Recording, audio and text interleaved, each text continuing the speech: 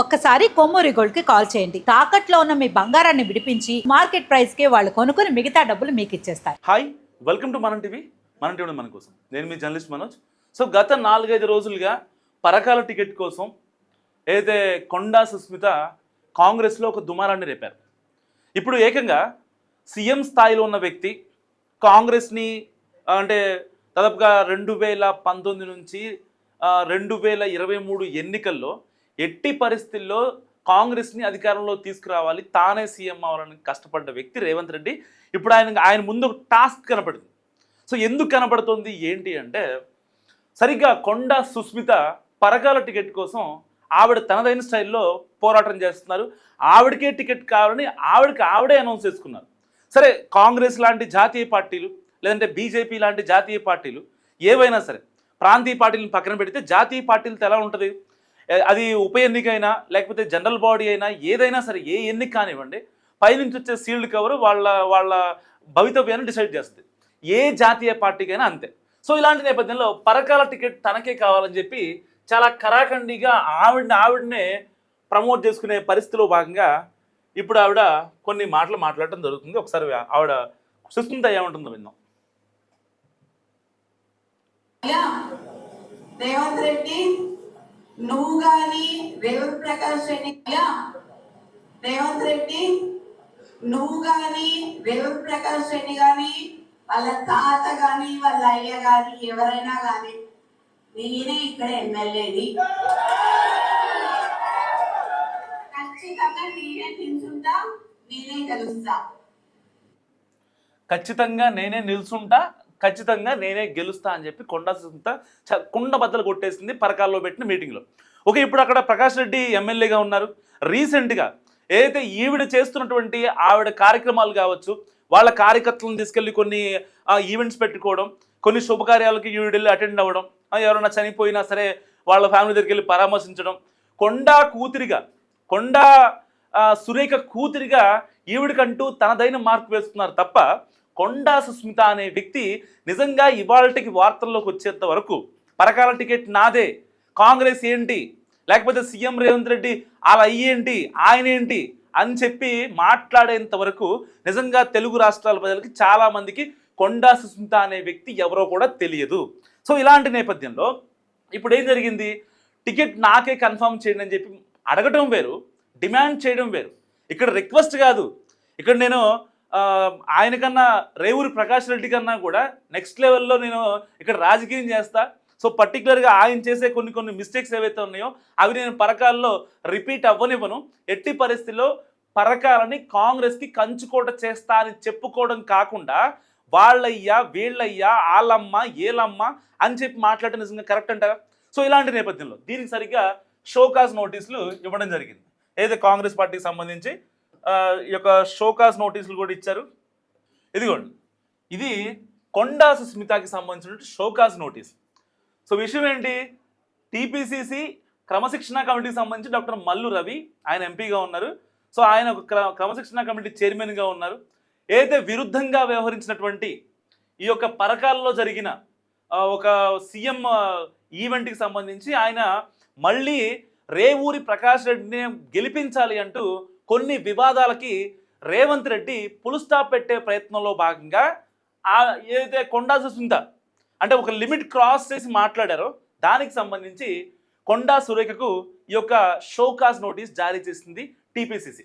ఏమని జారీ చేసిందంటే, మీ కూతురు ఇట్లా మాట్లాడుతుంది ఏంటి పరిస్థితి అని చెప్పి మాట్లాడారు.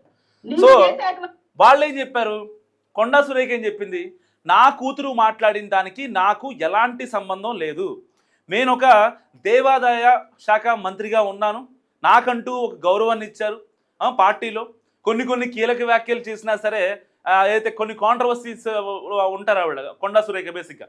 సో అలాంటి వాటిని చూసి చూడనట్టుగా వ్యవహరించి తన తప్పు తానే తెలుసుకొని ఆవిడ పార్టీలో సర్వే అవుతున్న వ్యక్తి.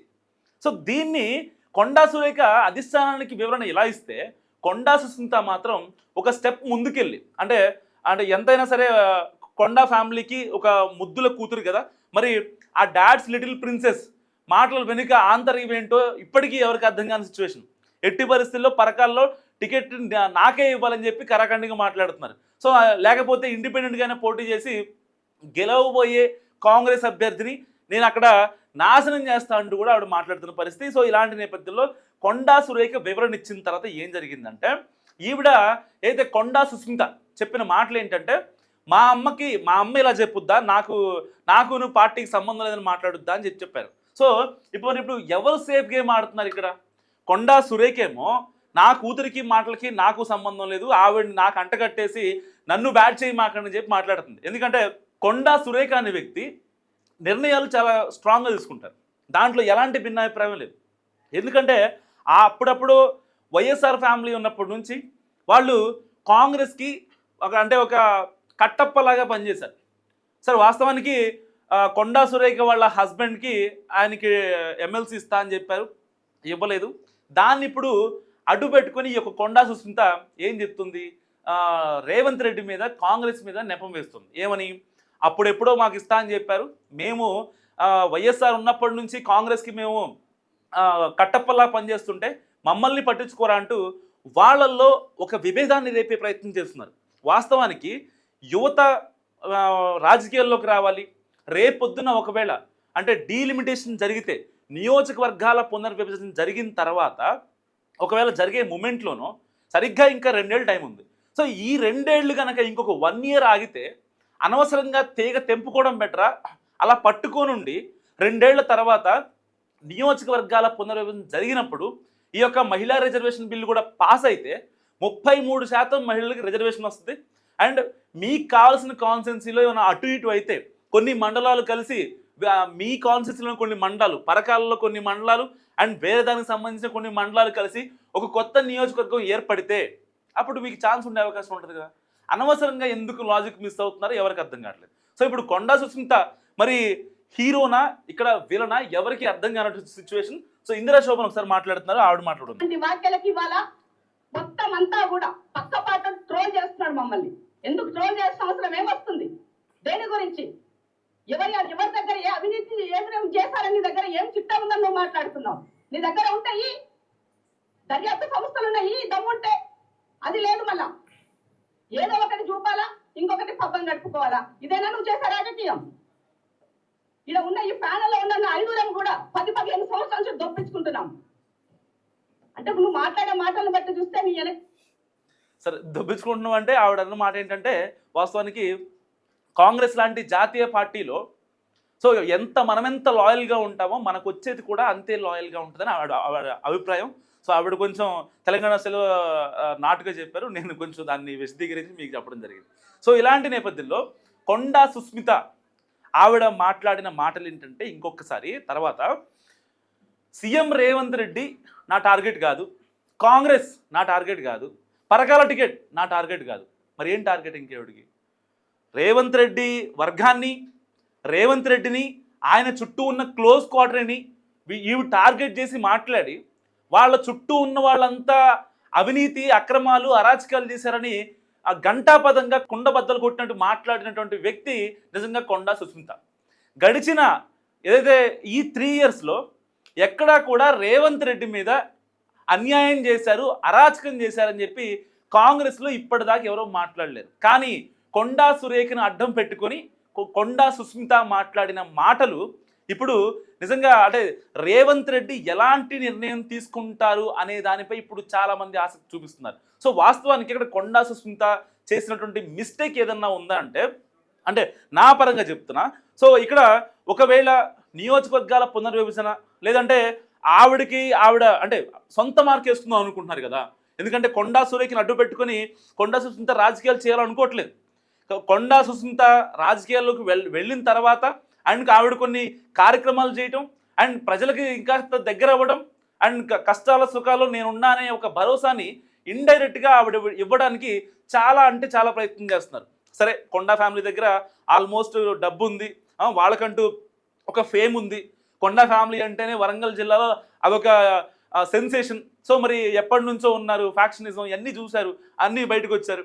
సో ఇప్పుడు ఆవిడ ఒక మంత్రిగా ఉన్నారు, వాళ్ళ ఫ్యామిలీకి ఒక సముచిత స్థానం గుర్తించింది కాంగ్రెస్ అధిష్టానం. సో దాని తర్వాత ఆవిడకి ఒక మంత్రి పదవి కూడా ఇవ్వడం జరిగింది. సో ఇలాంటి నేపథ్యంలో అంటే ఉరిమురిమి మంగళమేం పడ్డట్టు ఇంత ఇన్ని మాటలు మాట్లాడి కాంగ్రెస్ని బదనాం చేసి బీఆర్ఎస్ వాళ్ళు ఏదైతే ఇందాక ఇందిరా శోభన్ గారు చెప్పిన ఒక మాట చెప్పారు, పక్క పార్టీ వాళ్ళు మేము మమ్మల్ని చూసి నవ్వుకుంటున్నారని చెప్పి. సో వాస్తవానికి కొండా సుస్మిత అన్న మాటల వల్ల నిజంగా బీఆర్ఎస్ నుంచి కావచ్చు, ఇటు బీజేపీ నుంచి కావచ్చు, అంటే విపక్షాల దాడి ఎక్కువైపోయింది వీళ్ళ మీద. అంటే ఇది రాజకీయంగా ప్రభుత్వ కార్యక్రమాలు అభివృద్ధి పథకాల గురించి డిస్కషన్ కాదు కదా. ఏదో కాళేశ్వరంలో లక్షల కోట్లు అనవసరంగా పెట్టారు, మేడిగడ్డ కుంగిందనో లేకపోతే ఇంకో బ్యారేజ్ పొంగిందనో ఇలాంటి విషయాల గురించి కాదు కదా. పార్టీలో ఇంటర్నల్ టాక్స్, సొంత పార్టీ వ్యక్తి వచ్చి మొన్నటిదాకా అంటే పార్టీని ఎంతో కష్టపడి ముందుకు తీసుకెళ్ళిన వ్యక్తి మీద ఇలాంటి అలిగేషన్స్ చేస్తుంటే నిజంగా ఏ కార్యకర్త కూడా ఒప్పుకోడు వాస్తవానికి. సో నిజంగా వాళ్ళకి నిజంగా అపాయింట్మెంట్ ఇవ్వట్లేదు, ఆవిడకి ఎందుకు అపాయింట్మెంట్ ఇవ్వట్లేదు అనే విషయం వాళ్ళకై వాళ్ళు తెలుసుకోవాల్సినటువంటి అంశం ఉంది. సో ఒకవేళ లేదు, వాళ్ళ వల్ల ఏదైనా ఇబ్బంది జరిగింది, లేదంటే పార్టీ పరువు పోతుంది అని అంటే ఒక నిమిషం ఆగి, సో వాళ్ళ అమ్మ త్రూగానో వాళ్ళ నాన్న త్రూగానో వెళితే కొండా సుస్మిత నిజంగా సక్సెస్ అయ్యేవారా లేదా? ఇవాళ కొండా సుస్మిత అంటే తనకి అంటే ఒక అది పాజిటివ్ ఫేమా నెగిటివ్ ఫేమా అనేది పక్కన పెడితే ఏదో రకంగా మీడియాలో ఉండాలనే అటెన్షన్ ఆవిడలో చాలా క్రిస్టల్ క్లియర్ కనిపిస్తున్నటువంటి నేపథ్యం. సో మరి మీరేమనుకుంటున్నారు ఈ యొక్క ఎంటైర్ ఎపిసోడ్ గురించి? మస్తుగా కామెంట్ చేయండి. చూస్తూనే ఉండండి మనం టీవీ.